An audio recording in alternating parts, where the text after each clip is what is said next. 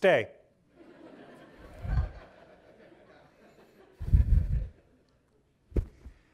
I had just graduated from college and I was looking for a job. I was legally blind. That meant I could see some things, but not enough to drive. One day, my wife Laila drove me to a job interview for a database administration position. While sitting in the waiting room, waiting for my turn to interview, I realized I needed to use the restroom. So I asked the receptionist, "Pardon me, which way to the men's room?" She said, "Oh, it's around the corner and you'll need the unlock code to get in." I headed off to take care of business. I didn't carry a cane at that time because I wanted to avoid any thoughts that I might have a disability.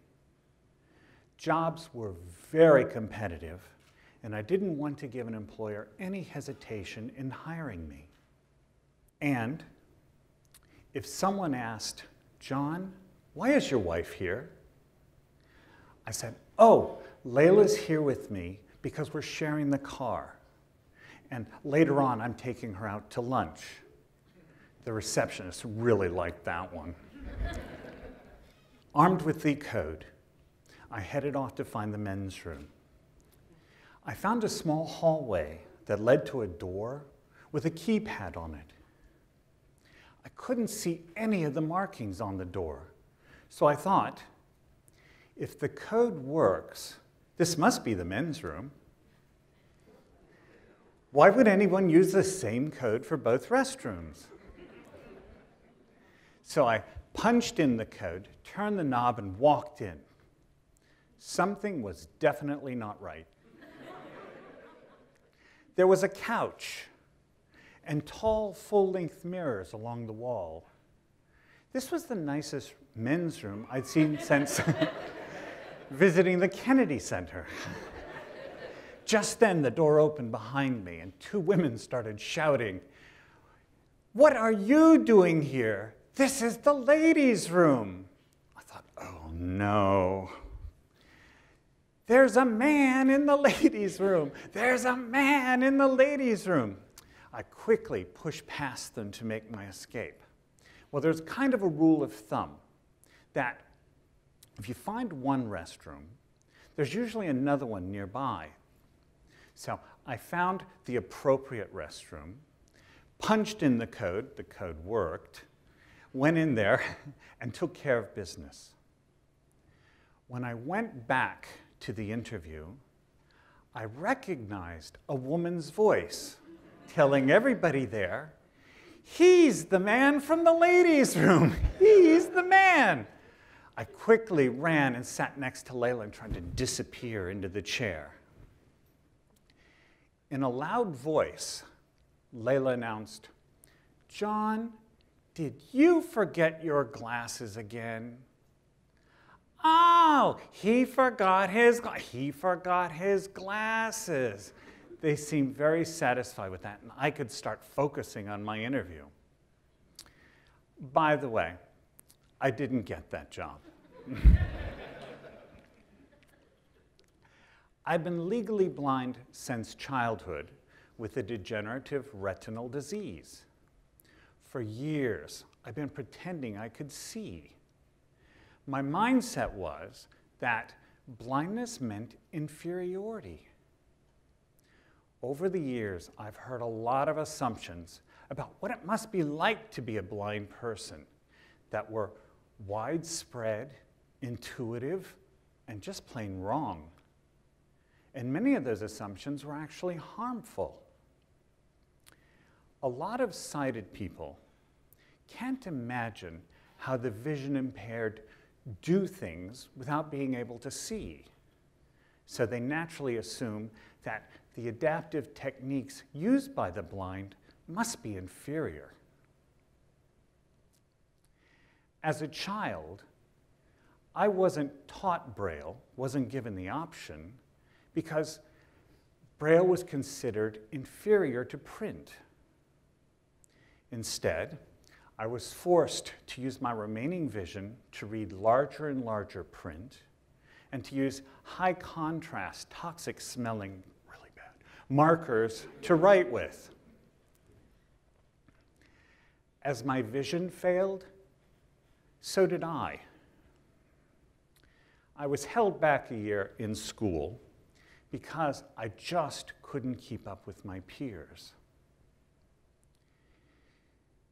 Vision impaired students in public school are assigned experts to help them with the challenge of keeping up with their classes.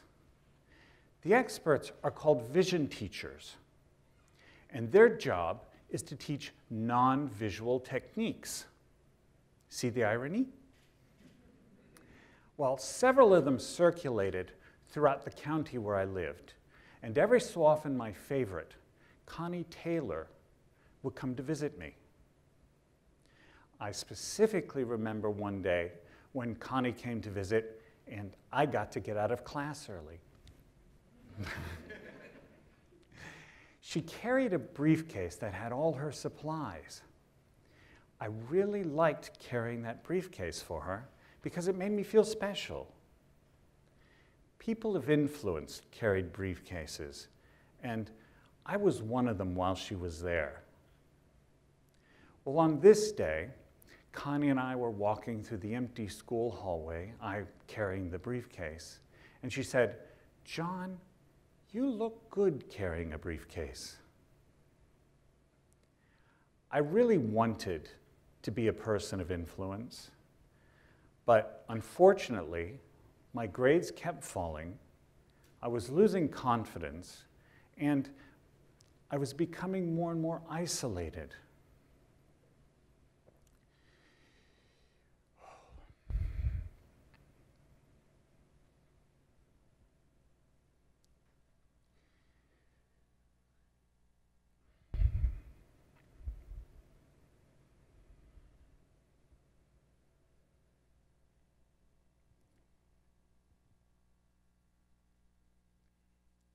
Kind of a personal story.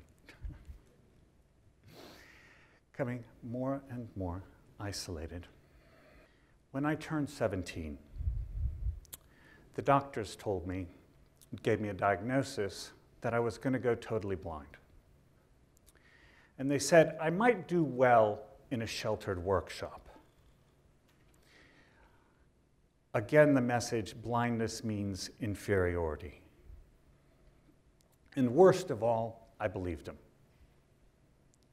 I refused to learn Braille, and I would never carry a white cane because that's what blind people did, and I could still see a little. What I couldn't see was it was my mindset holding me back. I kept remembering what Connie told me. "John, you look good carrying that briefcase." Eventually, I was able to make it through school. I got a job.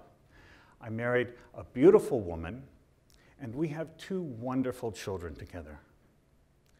That's my wife's favorite part of this story. One day, my son came to me carrying a book that had a cartoon ladybug on it. He said, "Daddy, can you read this to me?" And then he said, "Oh, Daddy can't read." And then he walked away. I was crushed because it was true. I couldn't read print anymore. That was the day I decided to change my mindset. I stopped thinking of Braille and white canes as inferior and started seeing them as options for literacy and mobility. This was one daddy who was going to read to his kids. Over the next several months, my children saw me studying my Braille hours a day. Eventually, I was able to read out loud to them, and I could read in the dark. How many of your daddies could do that?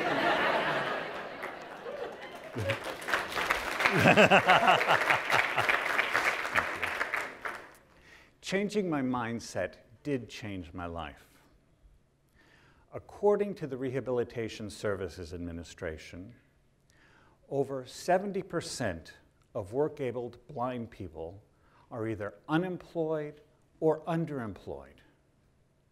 The blind have been told their whole lives that they're inferior, and they don't know they have options. It doesn't have to stay that way.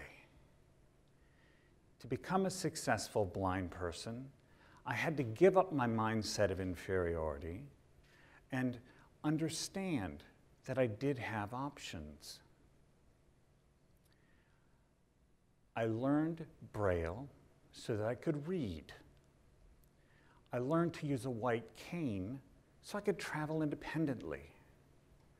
And I've been able to travel the world alone through Kosovo and Austria. I have a good job and I make a good salary. Not thinking of myself as inferior, I realized I had options. The solution is simple. Take off your blinders. See your options. Thank you.